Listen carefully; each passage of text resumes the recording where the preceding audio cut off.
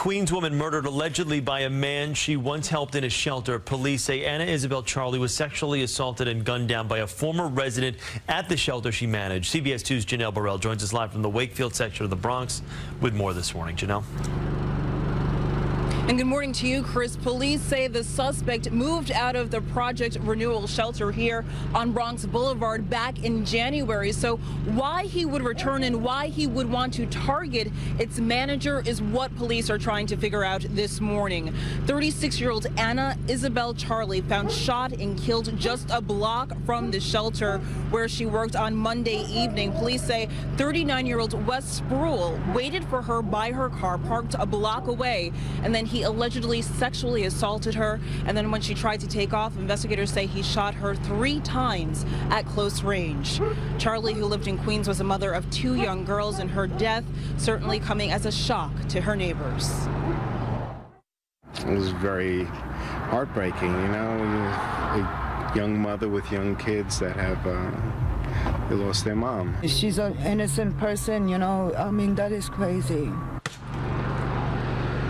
Now, in a statement, Charlie's co-workers said that she went above and beyond in her work and put in 110% in improving the lives of others. As for the suspect, Wes Spruill, he previously served 11 years in jail for a number of convictions, police say, including attempted murder. Reporting live this morning in the Wakefield section of the Bronx, Janelle Burrell, CBS 2 News. And continue to house them in here. When you're ready to have a conversation, We can talk. This is a conversation we've been debating for over almost a year now. I don't want it to be a debate. I don't want us to be yelled Why do you at. keep putting sexual predators in here? Paul, Why do you keep putting sexual predators? Okay. Clients' histories. No. So you could endanger our history by putting them in here, right? Instead of separating these individuals away from us, you're going to continue to keep putting these people in here, knowing that he's threatened clients, knowing that he's threatened staff. He intimidated 2 of his caseworkers yesterday. Paul, what can I say that can He threatened a little girl. He threatened a little girl just last week. Okay? He threatened a little girl just last week at Macy's. Okay? So why do you keep putting these people in here? Were you at Macy's? Did you see this? The other client just saw it. Okay. The other client saw it. The gentleman that's right there, the African gentleman, he saw it. Okay, so we will look into what happened, okay?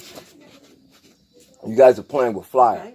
And you're going to wind up with somebody like me up in here who won't tell you what he's going to do. And he's going to just handle his business. I don't want to care about, when it comes to child molesters, Paul, I will stand on my head in jail. Okay? Paul, anyone can say anything about anybody. Listen, I've seen him. I chased him.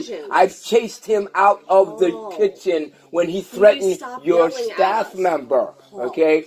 You know, I was told, I specifically told you, don't put me in a dorm setting. Do not put me in a shared apartment. You guys want to keep doing what you want to do. Okay? That gentleman that's talking right there, that's the one that saw it. Okay, and we will find out what's going on. What is there to find out? You know that this man from record on your reports is a danger to women. Paul, there's so much that I can do within our regulations. Right? Yeah, I know. Just like when your own staff members were sexually attacked last year. Need help. And bro, you saw him. You saw him, right? Paul. Yeah. What did he do? Paul, when you are ready to have a dialogue, what did he do? I will have that dialogue. What did he do? I was in Macy's like last month. He was a kind of girl, little girl, ass. And the lady said, it used to look at the girl ass. My daughter asked, I'm going to call cops. He left. He's a predator, okay? I don't know, it's crazy. He look at, it's sad. How old was the girl? 15. And she was white. So thank you for letting us know, because if we don't know these things, we can't look into these things. You do know these things. You know that he's tried to attack women in here. Paul, I'm not going to have the... See, you don't want to talk to me, but people who don't know about it, you're all, thank you for telling us. We've been telling this woman since last year how this individual is. Let me just ask you a question. Do you notice the difference between the way because I'm tired of having to repeat myself over a year. When you're ready to listen, have a you know what I've done? conversation, I've reported this to YouTube, my lawyer, everybody knows about this crap already. You people act like you don't have a clue about it. We sat at that meeting downstairs at the Y, and I asked him, are you going to continue to keep bringing sexual predators into this thing? I'm not going to get screamed at by you anymore. Oh, I see. So you're just going to wait till one of these guys attack you then, right? I'm willing to have a conversation with you, but you're just talking at All right. me and you're Go ahead. What is your remedy for this problem that we keep talking about? A lot of what I have to do is a back-end thing, right? There's HIPAA laws. I can't tell you what I'm going to be doing. How does this HIPAA law put us in danger? Paul, you are not letting me finish. I also want you to recognize the difference between the way Akish was able to convey this information to us and between the way you are yelling at me. I used to talk to them just like this, and I used to tell them how nicely. I have it recorded. You want to see it on YouTube? No, I want... C-U-C-S Kelly on YouTube, okay? I want to be able to have a dialogue, and it doesn't seem to be So you mean to tell me you're totally oblivious to the reports that were put about that individual trying to attack staff and clients? This is the first time I'm hearing about him having an issue at Macy's, okay? Everything that I need to do is going to be behind the scenes back-end stuff. It is not something I'm allowed to share with you. I don't want you to share with me. Okay. I already know what I need to know about that guy. We've been telling you what he's been doing, okay? And I don't think that this HIPAA law actually allows you to put us in danger. Okay, Paul, I can't debate HIPAA. HIPAA is what it is. HIPAA tells you it's okay to protect predators, but it's not okay to protect us in here. I've given you all the information that I can give you. I don't want any information. I don't want any information. We've posted this to you. We've made you aware. I've chased him out of... I've had to put him under threat.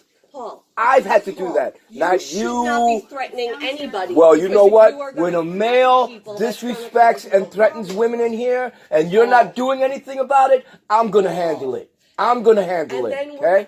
Then you can call the cops on me, just like when you had that sexual predator back up in the damn building again after he received housing.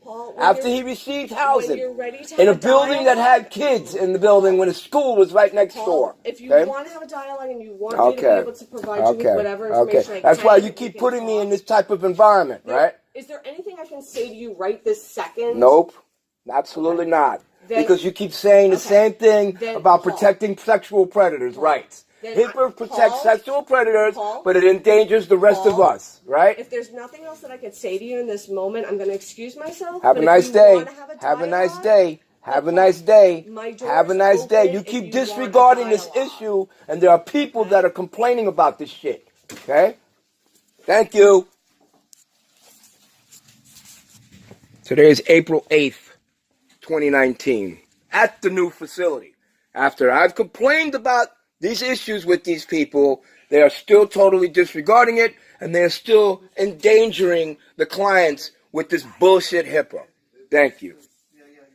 It was all funny to them earlier this morning when I brought it up, but now that I got them on record, they get frustrated.